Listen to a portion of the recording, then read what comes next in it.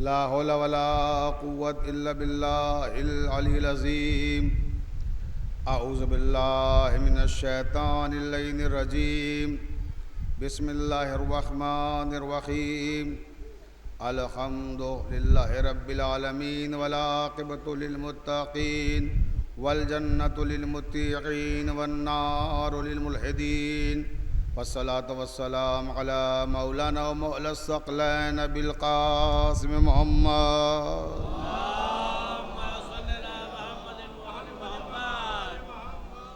وآلہ الطیبین الطاہرین المعصومین المظلومین، ولعنۃ اللہ علی اعدائہم اجمعین من لیلنا ھذا الی قیام یوم الدین. اما بعد، قال اللہ تبارک و تعالی فی کتابہ المبین. بسم اللہ الرحمن الرحیم. وجعلنہم ائمۃ یہدون بامرنا وأوحینا الیہم فعل الخیرات واقام الصلاۃ وإیتاء الزکوٰۃ وکانوا لنا عابدین. صلوات پڑھ دیں.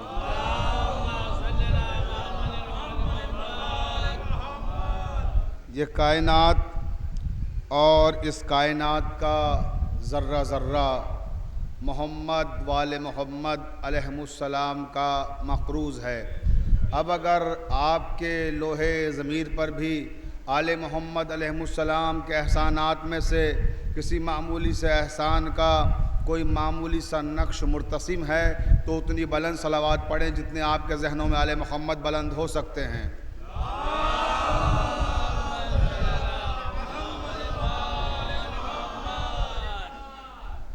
واجب الاحترام سامعین کرام، محبان اہل بیت علیہم السلام، کربلائے عظمت الدولہ میں آج سے 4 روز قبل ہم نے جس خمسے کا آغاز کیا تھا، آج وہ الحمدللہ اپنے آخری مرحلے میں داخل ہو رہا ہے. ہمارا عنوان گفتگو جیسا کہ آپ کے ذہن میں ہے، امامت اور نظام ہدایت. تو ہم نے اب تک 4 دن مسلسل قرآن کی آیات کی روشنی میں یہ ثابت کرنے کی کوشش کی کہ پروردگار عالم نے نظام ہدایت کو اتنا مستحکم بنایا ہے کہ روئے زمین پر ایک انسان بھی پروردگار سے شکوہ نہیں کر سکتا کہ پروردگار ہم کیا کرتے، کوئی ہماری ہدایت کرنے والا نہ تھا، لہٰذا ہم تو تھے گنہگار بندے مگر کوئی ہادی نہ تھا. اس لیے اللہ تعالیٰ نے اس کائنات میں اس روئے زمین پر جب کسی پہلے انسان کو بھیجا تو وہ انسانی ہادی بنا کر بھیجا. یعنی سب سے پہلا انسان جب آدم ہی اس سرزمین پہ تشریف لائے تو گویا ہادی کی شکل میں آئے تاکہ کوئی یہ شکوہ نہ کر سکے کہ میرے پروردگار ہم کیا کرتے، ہادی بعد میں آیا، ہم پہلے سے موجود تھے. لہٰذا ہدایت کرنے والا نہ تھا تو گمراہی کا شکار ہو گئے. تو کائنات میں پروردگار عالم نے کسی انسان کو یہ شکوہ کرنے کا موقع نہیں دیا. اور اللہ تعالیٰ نے 1,24,000 پیغمبر بھیجے. دنیا کا کوئی خطہ ایسا نہیں ہے کہ جہاں پیغمبر نہ آئے ہوں اللہ کے، اور جہاں ہدایات کی جو ذمہ داریاں اللہ تعالیٰ نے دی ہیں وہ ذمہ داریاں ان پیغمبروں نے نہ نبھائی ہوں. عزیزان محترم، جیسا کہ میں نے کل بھی عرض کیا تھا کہ یکے بعد دیگرے پیغمبر آتے رہے اور ہدایت کی ذمہ داریاں نبھاتے رہے، اور جب ہمارے آخری پیغمبر حضرت محمد مصطفیٰ صلی اللہ علیہ وسلم اس دنیا میں تشریف لائے تو آپ جب آئے تو آپ پر آ کر ختم نبوت کا اعلان ہو گیا، ختم رسالت کا اعلان ہو گیا. یعنی جب آپ تشریف لائے تو گویا نبوت ختم ہو گئی. وہیں آپ کے جیسے ہی وصال ہوا اور آپ رخصت ہوئے تو رسالت بھی ختم ہو گئی، اور رسالت کے ساتھ ساتھ گویا نبوت بھی ختم ہو گئی. اعلان ختم نبوت بھی ہو گیا، اعلان ختم رسالت بھی ہو گیا. لیکن اب سوال یہ پیدا ہوتا ہے کہ محمد مصطفیٰ صلی اللہ علیہ وسلم کے جانے کے بعد جو انسانوں کی آمد کا سلسلہ ہے، اب ان کی ہدایت کون کرے، ان کے لیے کون ہادی ہو، کیونکہ اللہ کا وعدہ ہے کہ روئے زمین کبھی بھی ہادی برحق سے خالی نہیں رہ سکتی۔ لہٰذا جب نبوت کا خاتمہ ہوا تو پروردگار نے ایک نیا سسٹم، ایک نیا نظام متعارف کرایا اور اس کا نام رکھا امامت۔ یعنی جب انبیاء کا سلسلہ ختم ہوا تو امامت کا آغاز ہو گیا، تاکہ دنیا یہ نہ کہہ سکے کہ ہمارے زمانے میں کوئی ہادی نہیں تھا، اور وہ سلسلہ چلتے ہوئے اب 12ویں امام حضرت مہدی عجل اللہ تعالیٰ فرجہ شریف تک آیا۔ اور آج بھی کوئی یہ نہیں کہہ سکتا کہ ہم ہدایت سے محروم ہیں، آج بھی ہادی موجود ہے، اللہ کا بنایا ہوا نظام ہدایت موجود ہے۔ اسی طرح سے عزیزان محترم ہدایت کا سلسلہ چل رہا ہے، انبیاء کے زمانے میں بھی ہدایت کا سلسلہ چل رہا تھا، امامت کے زمانے میں بھی ہدایت کا سلسلہ چل رہا ہے۔ اگر آج لوگ گمراہی کا شکار ہیں اور یہ کہنے لگیں کہ صاحب ہادی کا فائدہ کیا ہے، امام کا فائدہ کیا ہے، کہ امام موجود ہے، ہادی موجود ہے، اس کے بعد بھی لوگ گمراہ ہو رہے ہیں، تو یہ سلسلہ انبیاء کے زمانے میں بھی تھا، نبی آتے رہے اور گمراہی کا شکار جو لوگ تھے وہ گمراہی کا شکار رہے۔ جو نبی آتے ہیں، جو ولی آتے ہیں، جو امام آتے ہیں، وہ ساری کائنات کی گمراہی کا ٹھیکہ لے کر نہیں آتے ہیں، وہ ٹھیکیدار بن کر نہیں آتے ہیں۔ ان کا فرض یہ ہوتا ہے کہ وہ بتائیں کہ اچھائی کیا ہے، برائی کیا ہے، وہ بتائیں نیکی کیا ہے، بدی کیا ہے، وہ بتائیں کہ صراط مستقیم کیا ہے، اور اسفل السافلین کے لیے کون سا راستہ جا رہا ہے، جہنم کی طرف کون سا راستہ جا رہا ہے، جنت کی طرف کون سا راستہ جا رہا ہے۔ یہ انبیاء بھی بتاتے رہے، اب گمراہی کا شکار ہونے والے تو ہوتے رہے۔ اولو العزم پیغمبر، جب اولو العزم پیغمبر آئے، 5 اہم ترین پیغمبر، جب ان کے زمانے میں لوگ گمراہی سے نہ بچ سکے تو آپ امامت کے لیے کیسے قصوروار ٹھہرا سکتے ہیں کہ امام کی موجودگی میں لوگ کس طرح سے گمراہ ہو رہے ہیں۔ دیکھیے بت پرستی کا جو آغاز ہوا کب ہوا؟ حضرت نوح کے زمانے میں ہوا۔ بہت توجہ فرمائیے گا، حضرت نوح ایک ایسے پیغمبر جنہیں اللہ نے 2500 سال کی عمر دی اور 900 سال تک تبلیغ دین کی انہی نے، اور 35,000 سال تک ان کے جانے کے بعد بھی ان کی شریعت نافذ رہی، تو ان کے زمانے میں بھی لوگ بتوں کی پرستش کرنے لگے۔ تو توجہ چاہے تو عزیزان محترم، تو معلوم ہوا کہ نوح کے زمانے میں کیا ہوا؟ بتوں کی پرستش ہوئی۔ اس کے بعد پھر حضرت ابراہیم جو اولو العزم پیغمبروں میں آتے ہیں، حضرت ابراہیم کے زمانے میں کیا ہوا؟ میں نے کل آپ کو پورا قرآن سے واقعہ سنایا تھا اور قرآن کی بہت ساری آیات سنائی تھیں کہ حضرت ابراہیم کے زمانے میں لوگوں نے سورج کی پوجا کی، حضرت ابراہیم کے زمانے میں لوگوں نے چاند کی پوجا کی، حضرت ابراہیم کے زمانے میں لوگوں نے ستاروں کی پوجا کی۔ تو ستاروں کی پوجا کر رہے تھے، چاند کی پوجا کر رہے تھے، سورج کی پوجا کر رہے تھے، ان سب کو خدا مان رہے تھے، اور ابراہیم بھی موجود تھے۔ تو اس کا مطلب یہ نہیں ہے کہ ابراہیم قصوروار ٹھہرائے جائیں کہ ابراہیم کے ہوتے ہوئے یہ سب کیا ہو رہا تھا۔ ہادی زبردستی آپ کو مجبور کر کے ہدایت کے راستے پہ نہیں لا سکتا۔ ہادی آپ کو بتاتا ہے کہ اچھائی کیا ہے، برائی کیا ہے، اختیار آپ کو کرنا ہے۔ جو اختیار کریں گے راستہ، اسی راستے پہ چلنے کا نتیجہ آپ کو موت کے بعد ملے گا۔ اگر اچھے راستے پہ چلیں گے تو جنت ملے گی، برے راستے پہ چلیں گے تو جہنم ملے گی۔ صلوات پڑھ دیں محمد و آل محمد پر۔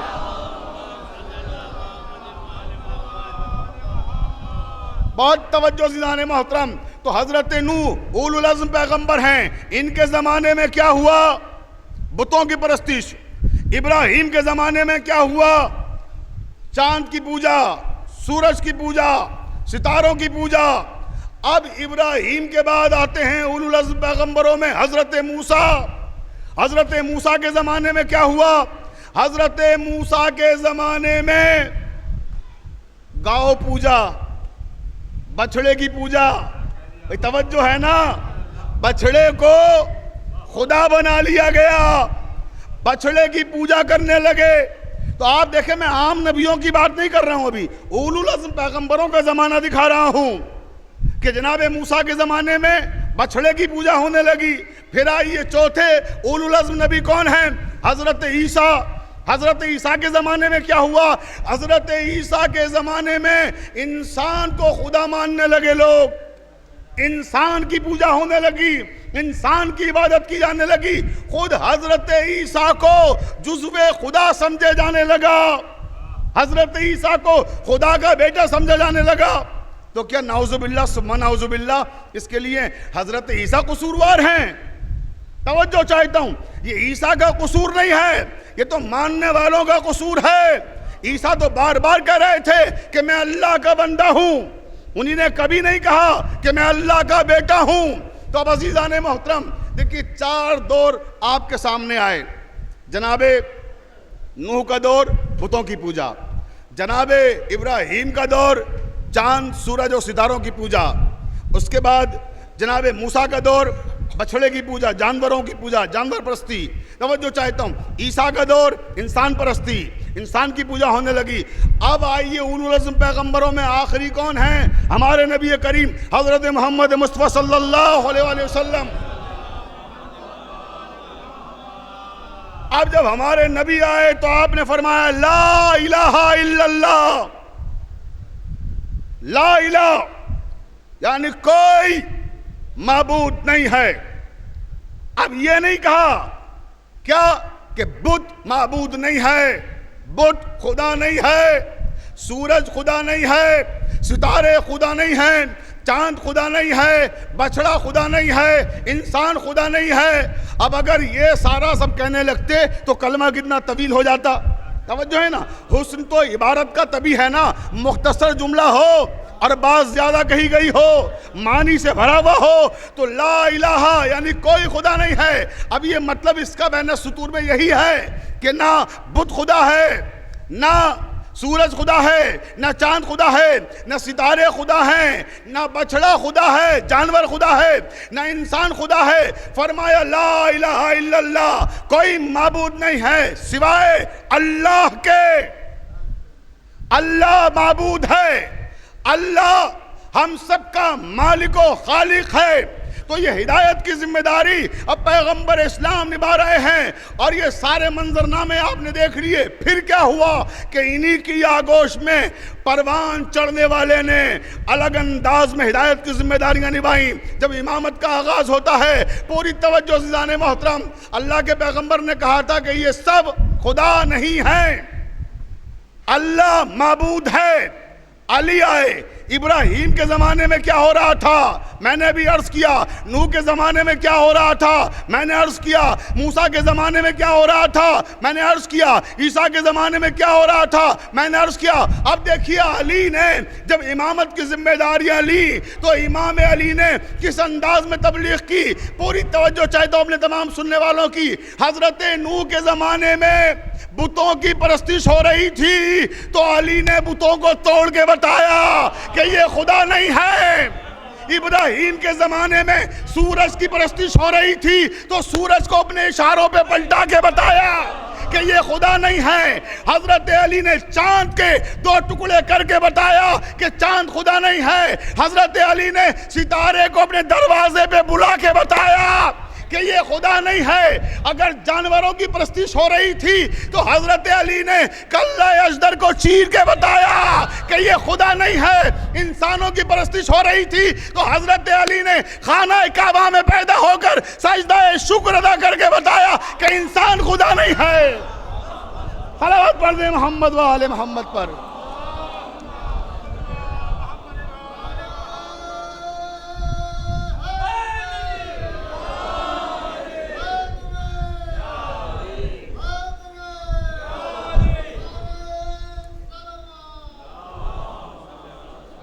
توجہ چاروں جان محترم، ابھی میں قاسم بھائی سے کہہ رہا تھا کہ آج کی جو مجلس ہوتی ہے ہمارے اختیار میں نہیں ہوتی، ذاکر کے اختیار میں نہیں ہوتی کہ کتنی دیر پڑھنا ہے۔ آج کی مجلس آگ کے اختیار میں ہوتی ہے، کیونکہ آگ کا ماتم ہونا ہے، جتنی دیر میں وہ تیار ہو جائے گی اسی حساب سے مجھے خطاب کرنا ہے۔ توجہ چاہتا ہوں جان محترم، بس اب زیادہ وقت میرے پاس نہیں ہے، دیکھیے پرچی آ چکی ہے کہ آگ تیار ہے، بس تھوڑی سی دیر اور آپ حضرات توجہات چاہیے، اور آپ دیکھیں کہ جو ہمارا موضوع گفتگو ہے مجھے آج مکمل کرنا ہے کیونکہ وقت بھی نہیں ہے اور بہت تیزی سے ان منزلوں سے گزرنا ہے۔ پروردگار عالم نے نظام ہدایت کو کس طرح سے معین فرمایا کہ انبیاء کا سلسلہ اس کے بعد اماموں کا سلسلہ، اور آج بھی ایک امام موجود ہے تاکہ ہادی برحق کے طور پر زمین پہ کوئی نہ کوئی رہے، لوگوں کو شکوہ کرنے کا موقع نہ ملے کہ ہادی نہیں تھا تو ہدایت کیسے ہوتی۔ اب عزیزان محترم دیکھیے، یہ تو بڑا لمبا پیریڈ ہے پیغمبر خدا کی وفات کے بعد، لیکن ایک لمحہ ایسا بھی آیا خود پیغمبر کی زندگی میں کہ جب زمین پر ان کی موجودگی میں بھی ہادی کی ضرورت پیش آئی، ہدایت کرنے والے کی ضرورت پیش آئی۔ وہ موقع کون سا تھا کہ سبحان الذی اسری بعبدہ لیلا من المسجد الحرام الی المسجد الاقصی، وہ معراج کی منزلیں جب پیغمبر اسلام معراج کے لیے آسمان پہ تشریف لے گئے، پروردگار نے کہا پاک و پاکیزہ ہے وہ ذات، بے عیب ہے وہ ذات جو راتوں رات اپنے بندے کو مسجد حرام سے مسجد صبا تک لے کر گئی، توجہ چاہتا ہوں مسجد اقصی تک لے کے گئی۔ تو اس ذات کا کیا کہنا جو اپنے بندے کو اتنی سی گھڑیوں اور ساعتوں میں زمین سے آسمان تک لے کر گئی کہ تاریخ کہتی ہے کہ وضو کا پانی خشک نہیں ہونے پایا تھا، زنجیریں در ہلتی رہی، بستر کی گرمی باقی رہی، اور وہ گئے بھی اور آ بھی گئے، لیکن وہاں بہت کچھ ہوا، اور وہ سارے واقعات صاحبان قصص الانبیاء نے تحریر کیے ہیں۔ لیکن میں یہ بتانا چاہتا ہوں کہ ہادی سے زمین کبھی خالی نہیں رہتی۔ وہ منظر اب آپ کے سامنے آئے گا،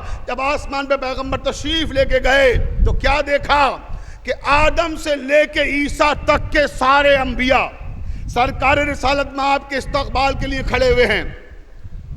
سارے نبی 1,23,999 پیغمبر رسالت میں آپ کی تعظیم میں کھڑے ہوئے تھے جب آپ کی سواری عرش اعظم پہ اتری ہے۔ اب عزیزان محترم یہاں ٹھہر کر ایک جملہ کہنا چاہتا ہوں کہ جس کی تعظیم کے لیے 1,23,999 پیغمبر کھڑے ہو جائیں اسے شریعت کی زبان میں محمد مصطفیٰ کہتے ہیں، اور محمد مصطفیٰ جس کے لیے کھڑے ہو جائیں اسے فاطمہ زہرا کہتے ہیں۔ صلوات پڑھ دیں محمد و آل محمد پر۔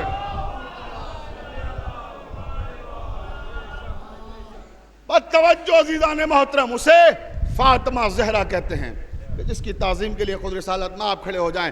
اب عزیزان محترم بہت تیزی سے مجھے ان مرحلوں سے گزرنا ہے۔ میں نے عرض کیا کہ آگ تیار ہو چکی اور موسم بھی تھوڑا باہر اس وقت جو دیکھنے میں آ رہا ہے وہ خراب ہو رہا ہے، تو اس لیے مجھے بہت تیزی سے ان مرحلوں سے گزرنا ہوگا، اور آپ کی سماعت الحمدللہ بڑی شاداب ہے اور بڑی معتبر ہے۔ مجھے امید ہے کہ میں کم وقت میں بھی وہ ساری باتیں کہہ دوں گا جو مجھے آج کی حد تک آپ تک پہنچانا ہے۔ توجہ چاہتا ہوں، اب آسمان پہ پہنچ گئے۔ آسمان پہ کیا ہوا کہ 2 رکعت نماز پیغمبر اسلام نے تمام انبیاء کو پڑھائی۔ یہ سارے مسالک 73 فرقے اس بات کو مانتے ہیں، اور یہ بات آپ دیکھیں کسی بھی مسلک کی کتاب اٹھا کے دیکھ لیں، ہر مسلک کی کتاب میں لکھی ہوئی ہے۔ اور میرا مزاج آپ جانتے ہیں، میں وہی بات پڑھتا ہوں جس پہ اختلاف نہ ہو، جس پہ مسلمانوں کے 73 فرقے اتفاق رکھتے ہوں، جس کا میں حوالہ دے سکوں تمام معتبر کتابوں سے۔ توجہ چاہتا ہوں، تو نماز پڑھائی۔ اب یہاں ٹھہر کر ایک چیز کی وضاحت بھی کرتا چلوں، اور اپنے موضوع کی بھی وضاحت ہو جائے گی اسی کے ساتھ ساتھ، کہ ہم اذان میں اشہد ان علی ولی اللہ کہتے ہیں، تو ہمارے علاوہ مسلمانوں کا کوئی فرقہ اذان میں ولایت علی کی گواہی نہیں دیتا۔ 73 فرقے ہیں، اور 73 فرقوں میں صرف ایک فرقہ ہمارا ہے جو ولایت علی کا اعلان کرتا ہے۔ اب ہم پر لوگ سوال قائم کرتے ہیں کہ صاحب 72 فرقے نہیں کہتے یہ بات، آپ کیوں کہتے ہیں؟ تو سنیے ہم کیوں کہتے ہیں، پھر اس پہ غور کیجئے گا کہ آپ کیوں نہیں کہتے۔ بھئی ہم نے اذانوں میں جملے کنیزوں سے خوش ہو کے نہیں بڑھائے، الصلاۃ خیر من النوم۔ توجہ چاروں اذان محترم، ہم کنیزوں کے اور غلاموں کے جملے خوش ہو کر اذانوں اور نمازوں کا حصہ نہیں بناتے، ہم نمازوں اور اذانوں کا حصہ اسے بناتے ہیں جو پیغمبر اسلام نے تعلیم فرمایا ہے، جو انبیاء سے وراثت ملی ہے، جو قرآن میں حکم آیا ہے۔ اب عزیزان محترم نماز کا وقت آ گیا، پیغمبر اسلام نے جماعت کی تیاریاں شروع کر دیں۔ آپ مجھے انصاف سے بتائیے، جس پیغمبر نے ہمیں یہ سکھایا ہو کہ جب جماعت پڑھو تو اذان کہلاؤ، کیا وہ نماز جماعت پڑھائیں گے؟ اور وہ بھی انبیاء کو، ملائکہ کو، کیا وہاں اذان نہیں ہوگی؟ ہوگی اور ہوئی۔ توجہ، اب بہت تیزی سے گزر رہا ہوں ان ساری منزلوں سے۔ جب اذان کا مسئلہ آیا تو پیغمبر نے جناب عیسیٰ کا انتخاب فرمایا کہ عیسیٰ آپ گلدستہ اذان پہ جائیے اور اذان دیجئے۔ عیسیٰ گلدستہ اذان پر آئے، اذان شروع ہوئی، اللہ اکبر 4 بار کہا، اشہد ان لا الہ الا اللہ 2 بار، اس کے بعد اشہد ان محمد رسول اللہ۔ اب یہاں تک پہنچ کر عیسیٰ نے اذان روک دی۔ توجہ چاہتا ہوں، تاریخ بھی وہیں ٹھہر گئی۔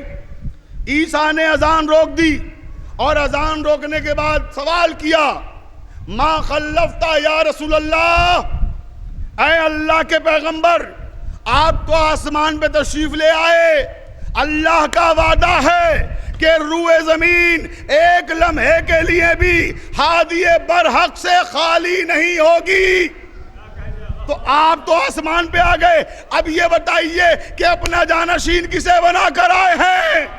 بھئی توجہ جاگ کے سنیے گا، دیکھیں میرا موضوع مکمل ہو رہا ہے کہ ہادی برحق سے زمین خالی نہیں رہ سکتی، تو مجھے بتائیے کہ اب کس کو بنا کر آئیں؟ یہ کس وقت ہوا؟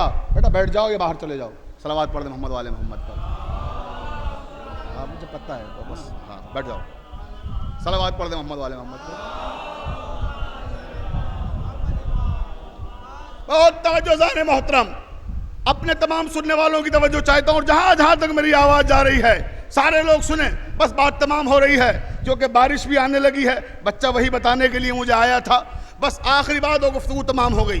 پوری توجہ اپنے تمام سننے والوں کی۔ کیا کہا؟ ما خلفتا یا رسول اللہ، اے اللہ کے پیغمبر، آپ تو آسمان پہ آ گئے، زمین اللہ کا وعدہ ہے ایک لمحے کے لیے بھی ہادی برحق سے خالی نہیں رہ سکتی، لہٰذا بتائیے آپ کس کو اپنا جانشین بنا کر آئے ہیں تاکہ میں اس کا نام شامل اذان کروں۔ بھئی توجہ دیکھیں آپ، تاکہ میں اس کا نام شامل اذان کروں۔ بس جیسے یہ سوال کیا عیسیٰ نے، میرے پیغمبر نے جواب دیا، خلفتو خیر العالمین امیر المومنین علی ابن ابی طالب، کہ میں اپنی جگہ اسے جانشین بنا کر آیا ہوں جو ساری کائنات میں سب سے افضل و بہتر ہے اور مومنین کا امیر ہے، یعنی علی ابن ابی طالب۔ صلوات پڑھ دے محمد والے۔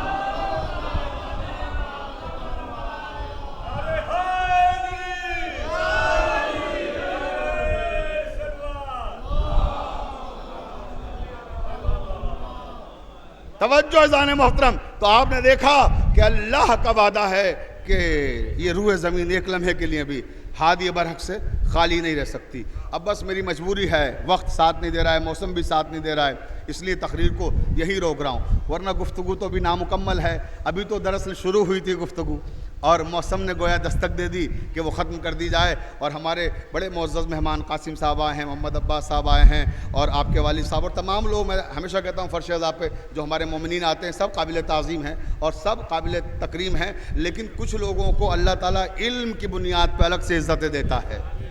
توجہ ہے نا، انہی میں یہ 2 حضرات بھی ہمارے درمیان میں موجود ہیں، اور پروردگار میں دعا کرتا ہوں کہ انہیں خوب ترقی عطا فرمائے اور مولا اپنے حفظ و امان میں رکھے۔ بڑا نازک شعبہ ہے جس شعبے سے یہ وابستہ ہیں، اللہ تعالیٰ ان کی عزتوں کو، عظمتوں کو محفوظ رکھے اور یہ خوب ترقی کریں اور ہمارے لیے اور ہمارے وطن کے لیے ہمیشہ عزت کا سبب بنے رہیں۔ بس عزیزوں، اسی حد پر لا کے مجھے تقریر کو روکنا تھا کہ ہادی سے زمین خالی نہیں رہتی۔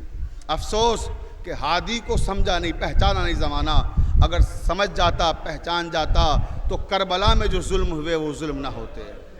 بآزاد آران مظلوم کربلا، چند جملے اور اسی کے ساتھ مجلس تمام ہو جائے گی کہ ہادی کو پہچان نہ سکے، ہادی کو اپنے زمانے کے سمجھ نہ سکے، اگر سمجھ جاتے، پہچان جاتے تو اتنا ظلم نہ کرتے کہ امام حسین کو استغاثہ نصرت بلند کرنا پڑا، حل من ناصر ینصرنا، حل من مغیث یغیثنا، ارے ہے کوئی جو میری نصرت کرے، ہے کوئی جو میرے استغاثے پہ لبیک کہے۔ آزاداران مظلوم کربلا اور نجف کے راستے میں کروڑوں لوگ اس وقت کربلا محلہ میں ہیں، لبیک یا حسین کے نعرے لگا رہے ہیں۔ آقا آپ نے اس وقت استغاثہ بلند کیا تھا، آج آپ کے چاہنے والے آپ کے استغاثے پہ لبیک کہہ رہے ہیں۔ عزیزوں، اس وقت 3 بار امام نے استغاثہ بلند کیا، تینوں بار کی کیفیات دیکھیں کیا ہے۔ پہلی بار جب کہا حل من ناصر ینصرنا، حل من مغیث یغیثنا، تو پہلے استغاثے پر شہیدوں کے لاشیں تڑپنے لگے، آواز آئی آقا اگر ہمیں 1000 بار موت ملے تب بھی ہم آپ پر زندگی قربان کرنے سے نہیں چوکیں گے، ہر بار آپ پر اپنی جان نثار کر دیں گے۔ پھر امام نے کہا کہ حل من ناصر ینصرنا، حل من مغیث یغیثنا۔ اب سید سجاد جو غش کے عالم میں تھے آنکھیں کھول کے کہتے پھوپھی اماں یہ تو کسی مظلوم کی آواز ہے، ارے یہ کون استغاثہ بلند کر رہا ہے؟ کہ سید سجاد تمہارے بابا حسین ابن علی کا اماں میرے بابا اتنے مجبور ہو گئے، ماما میرے بابا اتنے مجبور ہو گئے، ذرا یہ تو بتائیے چچا قاسم چچا عباس کہاں ہے، ذرا یہ تو بتائیے بھیا قاسم کہاں ہے، ذرا یہ تو بتائیے علی اکبر بھائی کہاں ہے میرا جواں سال بھائی۔ بابا ایسی مظلومیت کے ساتھ کیوں پکار رہے ہیں اتنے لوگوں کے ہوتے ہوئے؟ جناب زینب کہتی ہیں زین العابدین تمہارے چچا عباس دریا کے کنارے سو گئے، بازو قلم ہو گئے، علی اکبر کے سینے میں برچھی کی اندھی لگ گئی، قاسم کا لاشا پامال ہو گیا۔ جیسے یہ سنا اماں پھر میں مدد کے لیے جاؤں گا، یہ کہہ کر کونیوں کے بل خیمے سے باہر نکلے، امام حسین کی نگاہ پڑی، آواز دی بہن زینب سید سجاد کو روکو، ارے انہی سے نسل امامت جاری رہے گی۔ مولا کو غش آیا، پھر غش کے عالم میں تیسری بار امام حسین نے کہا حل من ناصر ینصرنا، حل من مغیث یغیثنا۔ اب روایت کے فقرے 6 مہینے کے علی اصغر نے خود کو جھولے سے گرا دیا، جیسے کہہ رہے ہوں بابا میں خود سے چل کر نہیں آ سکتا، بابا آپ آئیے مجھے مقتل میں لے چلیے۔ امام حسین تشریف لائے، کہا ام رباب لاؤ علی اصغر کو دے دو، علی اصغر کو لیا اور اس کے بعد مقتل میں آئے۔ اب جو مقتل میں آئے عزاداران مظلوم کربلا روایت کے فقرے ہیں، ساقی کوثر کا بیٹا سوال آپ کر رہا تھا کربلا میں کہ اے ظالمو اگر تمہارے نزدیک میں خطاکار ہوں تو یہ 6 مہینے کا بچہ تو گنہگار نہیں ہے، اسے پانی دے دو، اور 2 بوند پانی اگر دے دو گے تو فرات میں پانی کی کمی نہ آ جائے گی۔ مگر جواب میں کیا ہوا؟ پانی تو نہ ملا، ہرملا کا تیر آیا، بچے کے گلے میں لگا، امام کے بازو کو چھیڑتا ہوا زخمی کرتا ہوا لہولان کر گیا۔ روایت کے فقرے ہیں کہ علی اصغر مسکرائے اور مسکرا کر گویا خیمے کی طرف دیکھ کر کہا اماں آپ نے جب میں آ رہا تھا مجھے وصیت کی تھی کہ علی اصغر تمہاری زندگی میں بابا کے زخم نہ آئے، اماں میں نے پوری کوشش کی، میں کیا کروں، میری گردن چھوٹی تھی، ہرملا کا تیر بڑا تھا۔ انا للہ و انا الیہ راجعون۔ ماتم حسین۔